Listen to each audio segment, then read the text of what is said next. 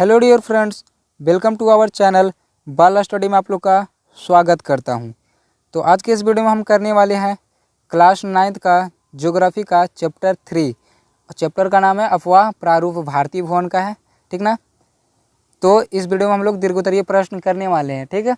तो चलिए वीडियो को स्टार्ट करते हैं। स्टार्ट करने से पहले अगर आप चैनल पर नए होंगे तो चैनल को सब्सक्राइब कर लीजिएगा और वीडियो को लाइक कर दीजिएगा और साथ ही साथ दोस्तों के पास शेयर भी कर दीजिएगा। और वीडियो अच्छा लगेगा तो वीडियो को में कमेंट भी एक कर दीजिएगा, ठीक है ना। कमेंट बॉक्स में एक कमेंट कर दीजिएगा, ठीक है। तो चलिए वीडियो स्टार्ट करते हैं। तो पहला क्वेश्चन है, भारत में नदी प्रदूषण क्यों गंभीर समस्या है, इससे किस तरह निपटा जा सकता है। तो इसका उत्तर हो जाएगा, मतलब पूछा जा रहा है, पहले समझे प्रदूषण क्यों गंभीर समस्या, नदी प्रदूषण क्यों गंभीर समस्या है, इससे किस तरह निपटा जा सकता है। यानी इसमें मतलब बचने का उपाय भी पूछा जा रहा है, ठीक ना। कैसे हम लोग नदी प्रदूषण को बचा सकते हैं, ठीक ना। तो देखिए इसका उत्तर हो जाएगा, नदी प्रदूषण से तात्पर्य है नदियाँ जल के भौतिक, रासायनिक और जैविक गुणों में ऐसा परिवर्तन लाना कि उसके रूप, गंध और स्वाद से जीवों के स्वास्थ्य और कृषि उद्योग एवं वाणिज्य को हानि पहुँचे, ठीक ना। प्रदूषण ऐसे हो जाता है ताकि उसके मतलब रूप, रंग, ये सब सभी स्वाद, ये सब में सभी में चेंज हो जाता है, ठीक ना। जिससे कि जो मतलब हानि, मतलब जो स्वास्थ्य है या तो पशु वगैरह है, कुछ भी हो, मत्स्य हो, उस सभी को क्या पहुँचे, हानि पहुँचे, ठीक ना। तो नदियों का प्रदूषण मुख्यतः इन कारणों से हो सकता है। किस कारण से होता है ये देखते हैं, फिर इसके मतलब उपाय भी देखेंगे कि किस तरह से नदी प्रदूषण हम लोग रोक सकते हैं।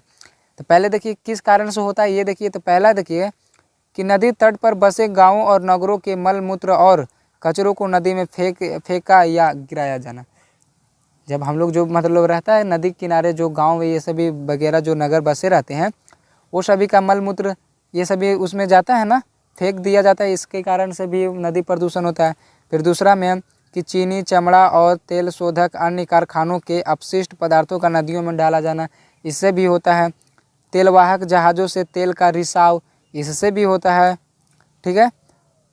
मरे हुए जानवरों और मानव शवों में नदी में प्रवाहित करना, ये सभी से क्या होता है, जल प्रदूषण होता है, ठीक ना। यानी कि नदी में प्रदूषण हो जाता है। कृषि कार्यों में रासायनिक खादों का प्रयोग और कीटनाशकों का छिड़काव, जिनके बहकर नदी में आ जाने से नदी जल का पारिस्थितिकी तंत्र बिगड़ जाता है और जलीय जीव मरने लगते हैं। यानी ये सभी से क्या होता है, नदी में प्रदूषण फैलता है। ये सभी में क्या फैलता है, नदी में प्रदूषण, यानी कि जल प्रदूषण हो जाता है, ठीक ना। ठीक है, अब इसको देखिए कैसे हम लोग मतलब प्रदूषण को रोक सकते हैं, प्रदूषण रोकने के उपाय। तो देखिए कि नदियों के किनारे कल कारखाने वाले उद्योग न स्थापित किए जाए। जैसे जो कल कारखाना, जैसे चीनी ये सभी का जो हो गया ना कारखाना, वो सब नदियों के किनारे नहीं बसाया जाए।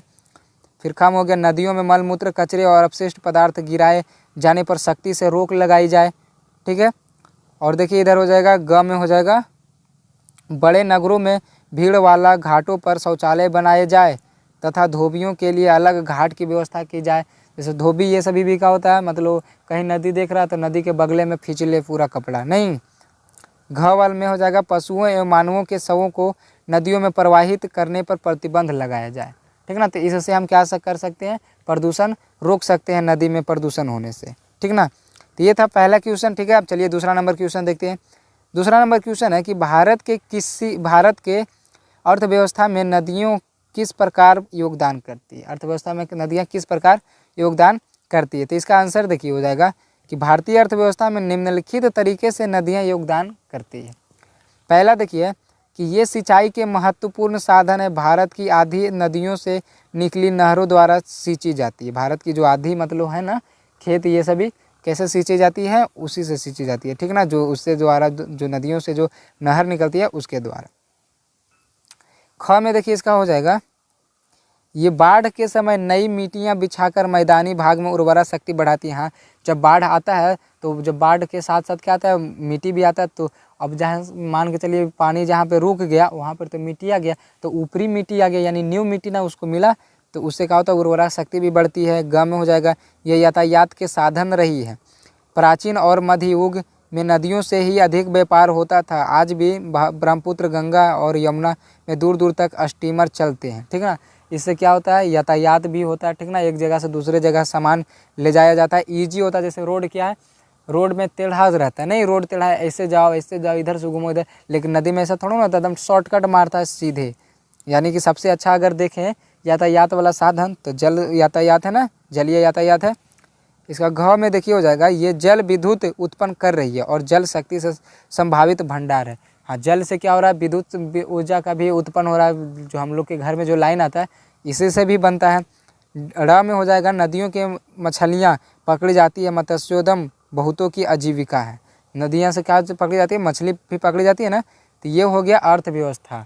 इससे हम लोग का क्या हो रहा है, अर्थव्यवस्था यानी कि इनकम भी हो रहा है ये सभी से, ठीक ना। किस तरह नदी हम लोग को योगदान करती है समझ गए ना। च में देखिए है, नदियाँ उद्योग केंद्रों और नगरों की स्थापना और विकास में मदद पहुंचाती है। जैसे स्वर्ण रेखा का जमशेदपुर के विकास में, हुगली का कोलकाता के विकास में, गंगा का वाराणसी और कानपुर के विकास में। नहीं, ये सभी क्या करता है, नदियाँ उद्योगों के विकास में भी मदद करती है, ठीक है। तो ये दूसरा का आंसर हो गया। तीसरा क्वेश्चन हम लोग देखते हैं, हिमालय की नदियाँ और प्रायद्वीपीय भारत की नदियाँ का तुलनात्मक अध्ययन प्रस्तुत करें, ठीक ना। तो इसका देखिए उत्तर हो जाएगा, हिमालय एवं पठारी प्रदेश से निकलने वाली अथवा बहने वाली नदियों की प्रमुख विशेषताएं। हो सकता है कोई कोई क्वेश्चन ज़्यादा लंबा हो जाता है, लेकिन लंबा ये न देखिएगा कि लंबा है, देखिए कि क्वेश्चन क्या पूछ रहा है। अब जो क्वेश्चन बोला जा रहा है उसका तो आंसर देना ही पड़ेगा ना। ये थोड़ा ना कि शॉर्टकट में निकालते हैं, हाँ जो मतलब शॉर्टकट में भी निकालते हैं, लेकिन जो शॉर्टकट निकालने लायक रहता है वो। तो इसका देखिए क में हो जाएगा, हिमालय क्षेत्र की नदियों में सालों भर पानी रहता है। जो हिमालय क्षेत्र की जो नदियाँ होती है ना, उसमें सालों भर पानी रहता है, क्योंकि इनके स्रोत हिमानी क्षेत्र है। हिमानी क्षेत्र यानी मतलब हो गया कि जो मतलब बर्फीली क्षेत्र है, ठीक ना, बर्फ वाला मतलब नदी रहता है। दूसरी ओर पठार नदियों का स्रोत बर्फीला क्षेत्र नहीं है। पठार जो है बर्फीला क्षेत्र नहीं है, इसलिए उसमें पानी नहीं रहता है। फिर भी सभी बड़ी नदियां में सालों भर जल प्रवाह होता है। इस प्रवाह का प्रमुख कारण है उनके झील, स्रोत या रास्ते में झरने का मिलना। पठार में भी सालों भर कहीं कहीं पानी मिलता है। क्या कारण है, क्योंकि मतलब उनके रास्ते में क्या मिल जाता है, झील मिल जाता है, झरने सब मिल जाते हैं, इसलिए। इसका देखिए ख में देखिए है, हिमालय स्रोत की नदियां लंबी है, जबकि पठारी प्रदेश की नदियां तुलनात्मक रूप से कम लंबी है। इसका मुख्य कारण स्रोत से मुहाने की दूरी। हिमालय स्रोत की नदियों का उद्गम स्थान समुद्र से नज़दीक है। समुद्र से क्या है, नज़दीक है, ठीक ना। अब चलिए इसका ग देखते हैं। हिमालय की नदियां बृहद बेसिन का निर्माण करती है। हिमालय की जो नदियां हैं ना, बृहद बेसिन का क्या करती है, निर्माण करती है। पठारी नदियां छोटी बेसिन बनाती है। पठारी जो नदियां हैं ना, छोटी बेसिन बनाती है, ठीक है। आई जो हिमालय की जो नदियां हैं बृहद बेसिन यानी कि बड़ा बेसिन बनाती है, और पठारी जो है छोटा बेसिन बनाती है। बृहद बेसिन बनाने के 3 मुख्य कारण हैं। नदियों के मार्ग का लंबा होना, बृहद समतल मैदानी भाग से गुजरना तथा स्रोत क्षेत्र तुलनात्मक रूप से बड़ा होना। ये है बृहद का, ठीक ना। अब देखते हैं घ में देखते हैं, हिमालय क्षेत्र की प्रायः सभी नदियां युवा अवस्था में हैं, जिससे उनकी अपार दानात्मक क्षमता अधिक है, ठीक ना। अधिक आयु वाली होने के कारण पठारी नदियों की अपार दानात्मक क्षमता कम है। जो मतलब पठारी है, पठारी जो क्षेत्र है, पठारी जो नदियां हैं उसकी अपार नादात्मक जो क्षमता है कम है, लेकिन जो हिमालय जो नदियां हैं ना, हिमालय से जो नदियां निकलती है ना, उसकी अपार दानात्मक जो क्षमता है वो क्या है, अधिक है। ड़ में हो जाएगा कि हिमालय क्षेत्र में भी घाटी अभी भी संकरी है, जबकि पठारी क्षेत्र में भी घाटी अभी खुली है। भी घाटी क्या है, अभी भी खुली है। तो ये हो गया तीसरा का आंसर। अब चलते हैं चौथा नंबर क्वेश्चन पे।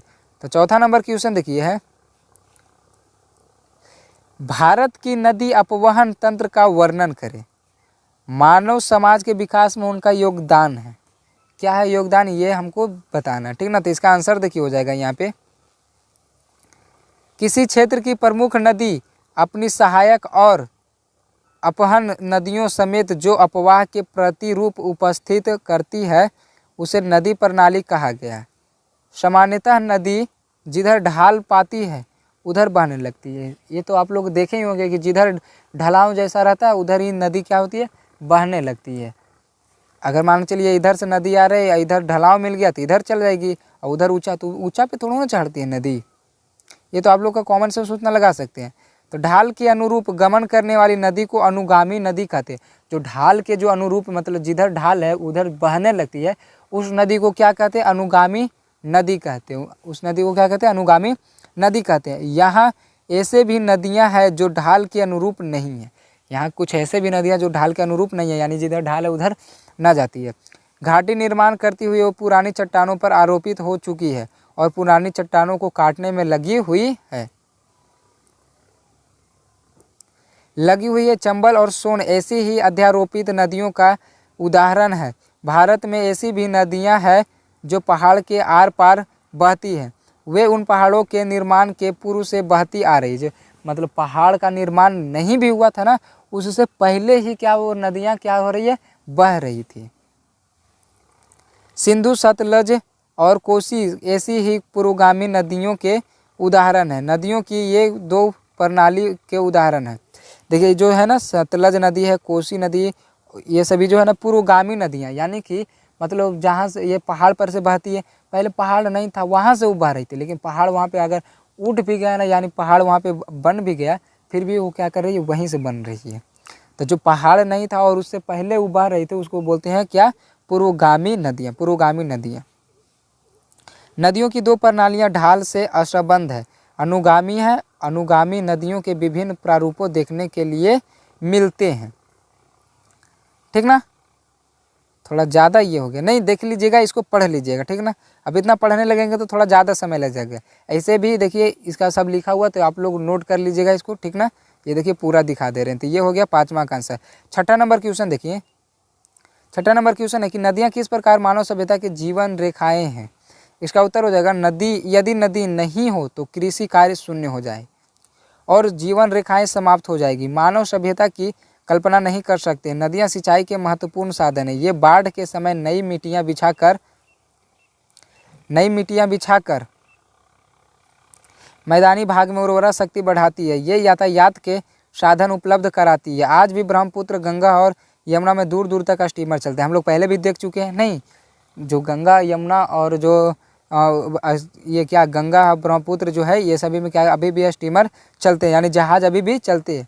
ये जल विद्युतीय उत्पन्न करता है, यानी कि ये ऊर्जा यानी कि लाइन को भी उत्पन्न करता है।